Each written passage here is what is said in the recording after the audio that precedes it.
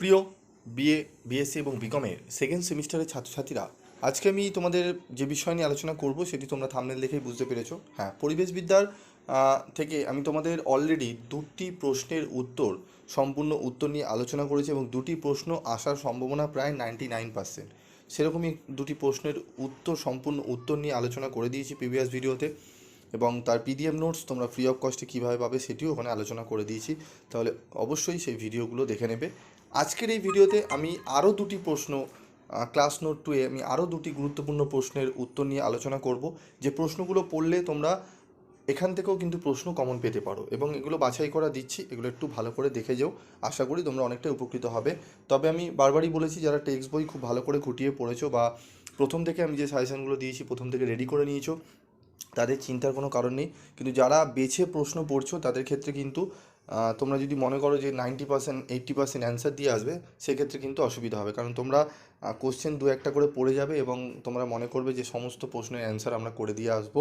আর যদি সেক্ষেত্রে না আসে, তখন তোমরা কিন্তু কমেন্ট বক্সে লেখো।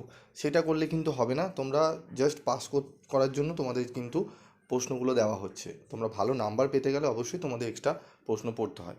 তো চলো আমরা দেখে নিই আমাদের ক্লাস নোট 2-এ আজকের এই ক্লাসে কী দুটি প্রশ্ন রয়েছে। তো পঞ্চম অধ্যায় থেকে প্রশ্নগুলো রাখা হয়েছে।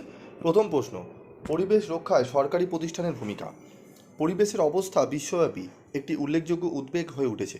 তাই সচেতনতা সৃষ্টি এবং পরিবেশের উন্নয়নে বিশ্বজুড়ে সরকারের একটি গুরুত্বপূর্ণ ভূমিকা রয়েছে। সরকার পরিবেশ রক্ষার জন্য নীতি প্রণয়ন করতে পারে।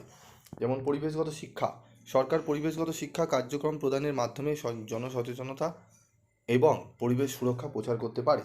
নীতি প্রণয়ন: সরকার পরিবেশ রক্ষার লক্ষ্যে নীতি বাস্তবায়ন করতে পারে। আন্তর্জাতিক সহযোগিতা: পরিবেশগত সমস্যা সমাধানের জন্য সরকারগুলি একত্রে বিশ্বব্যাপী কাজ করতে পারে। তহবিল ও সমর্থন: সরকার পরিবেশ বান্ধব প্রযুক্তির গবেষণা ও উন্নয়নের জন্য তহবিল বরাদ্দ করতে পারে। পরিবেশগত মান নিয়ন্ত্রণ: সরকার বিভিন্ন পরিবেশগত মান নির্ধারণে এবং তার নিয়ন্ত্রণের জন্য প্রয়োজনীয় ব্যবস্থা গ্রহণ করে, যেমন বায়ুর মান নিয়ন্ত্রণ। তারপর দেখো, আমাদের আরেকটি প্রশ্ন রয়েছে, পরিবেশ রক্ষায় এনজিওর ভূমিকা। ঠিক আছে, প্রথম প্রশ্নটি ছিল কিন্তু সরকারি প্রতিষ্ঠানের ভূমিকা, এবং পরবর্তী প্রশ্নটি হচ্ছে এনজিওর ভূমিকা। দুটি প্রশ্নই খুবই গুরুত্বপূর্ণ। চলো এনজিওর ভূমিকাগুলো দেখে নিই। এনজিও হলো একটি বেসরকারি সংস্থা, অলাভজনক স্বেচ্ছাসেবী নাগরিকদের গোষ্ঠী, যা স্থানীয়, জাতীয় বা আন্তর্জাতিক স্তরে সংগঠিত।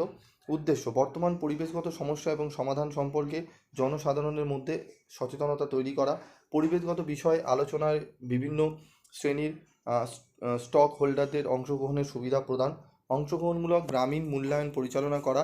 নির্মল পরিবেশের জন্য মানবাধিকার রক্ষায় জড়িত হওয়া। প্রাকৃতিক সম্পদ রক্ষা করা এবং সম্পদের ন্যায়সঙ্গত ব্যবহারের দায়িত্ব অর্পণ করা। নিউজ লেটার, ব্রোশিওর, প্রবন্ধ, অডিও ভিজুয়াল ইত্যাদির মাধ্যমে তথ্য স্থানান্তর করা। পরিবেশ সুরক্ষা সংক্রান্ত প্রকল্পের প্রস্তুতি, প্রয়োগ এবং বাস্তবায়নে গ্রামের প্রশাসনিক কর্মকর্তাদের সাহায্য করা। পরিবেশগত মানের বিশ্লেষণ এবং পর্যবেক্ষণ করা। পরিবেশ সচেতনতা প্রচারের জন্য সেমিনার, বক্তৃতা এবং গ্রুপ আলোচনার আয়োজন করা। তো দুটি প্রশ্নেরই অ্যান্সার আমি তোমাদের বলে দিলাম, এবং তোমাদের এবার বলবো যে তোমরা কিভাবে এই দুটির কোশ্চেনের অ্যান্সারের পিডিএফ তোমরা পাবে। তো তোমরা পিডিএফ পাবে গ্রুপে, তোমাদের গ্রুপের লিঙ্ক দেওয়া হবে, এখানে একটি লিঙ্ক দেওয়া হবে, সেই লিঙ্কে তোমরা ক্লিক করবে। সেই লিঙ্কে ক্লিক করলে তোমরা একটি গ্রুপে জয়েন্ট হয়ে যাবে। সেই গ্রুপে জয়েন হলে তোমাদের ওখানে দেখবে আমি তোমাদের পিডিএফ নোটস সেন্ড করে দেবো, সেখান থেকে তোমরা নিয়ে পড়ে নিতে পারবে। এবং ভিডিওটি ভালো লাগলে অবশ্যই লাইক করবে, শেয়ার করবে বন্ধুদের মধ্যে। আজকের মতো এটুকুই, দেখা হচ্ছে পরবর্তী ভিডিওতে।